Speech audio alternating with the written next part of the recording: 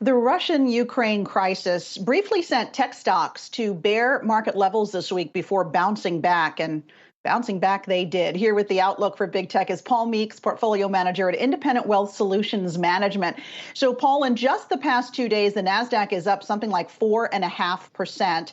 Are you a buyer of big tech right now? And if so, which areas are you focused on? So I'm a buyer of selected names and selected industries within big tech. I don't have any underhanded relationship with your Yahoo Finance Plus ideas, but I do like Palo Alto Networks and cybersecurity. I'm also a big fan of semiconductors, and not just the vendors themselves, but the semiconductor capital equipment companies, companies like Advanced Micro Devices, Micron, Qualcomm, Broadcom, are all on my fresh money buy list as of today. How are you looking at these stocks, or should I say cherry picking the tech sector with the Federal Reserve on the fringe of raising interest rates? We don't know by how much. And of course, the Russia-Ukraine crisis is going to play into all of that. But if we give into the idea that rates are going to be going up throughout the year, and their impact possibly on these growth stocks and their bottom lines, how is that factoring into what you're buying now? That's an excellent question, because right now macro trumps all micro and company specific stuff. So what I'm looking for is a couple of things. Obviously, as it goes to increasing inflation, which will increase rates, I want to see companies that can power through that on both their top line revenue and bottom line earnings per share. So I'm screening for companies that, regardless of the environment, macro and geopolitical, are going to grow the revenue and EPS this year and next. And you would think for a tech company that would be a slam dunk.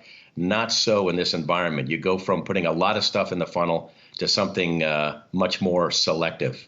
And then when it goes to the geopolitical issues of the day, I'm thinking that with the market rallying so strongly on the first 2 days of a ground war in the Ukraine, that maybe that bad news is in our rear view. I can't promise that, but I'm feeling much more optimistic that at least the bad news had been buried in stock prices, and we might be able to launch from here. And that's why you've seen a couple of tech stocks do extremely well in the last 2 trading sessions. Can you share with us any names? I don't want to put you on the spot, but do you have any particular tech companies that you think are better positioned to weather the months ahead than others? Yeah, like I said, semiconductors, because I think we're going to be semiconductor short supply, which is bad for the customers, but great for the companies because they dictate pricing. So in the semiconductor complex, Advanced Micro Devices, Qualcomm, Broadcom, which is part semiconductor and part software company, and Micron Technology, which dominates, at least in the United States, memory chips, both NAND and DRAM. As I mentioned, I do like some of the cybersecurity plays, including your Palo Alto Networks and also Datadog. And I had been away from Apple for a long period of time, not because I'm not a big fan of Apple. Of course I am. But I was worried about the valuation. But their most recent report and their accelerated growth took me from being neutralish on Apple to much more constructive. And that's where I am today. All right. So you talked Apple. That's one of the biggest. Let's talk a little Amazon, Meta, Netflix. Sure. What are you doing with those stocks right now? Among the fangs, I'm actually much more sour on most of them.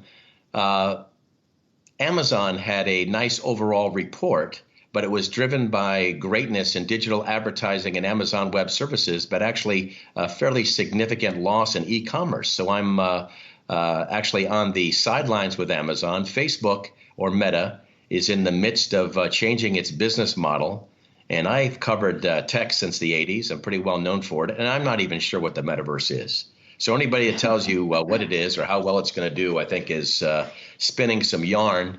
And then Netflix really showed for the first time in its history that it is being actually impacted by competitors in video streaming. So among the fangs, I do like Microsoft, and I do like Alphabet, and I do like Apple. And I don't like the others. I actually wouldn't put the others, even though they're so well known and such big market caps, on my buy list. All right, I think we're all together on still trying to figure out what Meta is. What about self-driving cars and a Tesla. What do you make of an AI? What do you make of that group right now? Anything there that you like in particular? Yeah, I think it's difficult to figure out, at least today, who the winners are going to be on the software and hardware side. But I do know who is going to propel the high-speed computing that's going to make it all happen. It's, again, my semiconductor and semiconductor capital equipment companies. So in that space in particular, I'm glad you asked the question. I like NVIDIA and Advanced Micro Devices, AMD. I love that you came on and talked real companies with us. You actually did not shy away from giving us some names. Always appreciate that.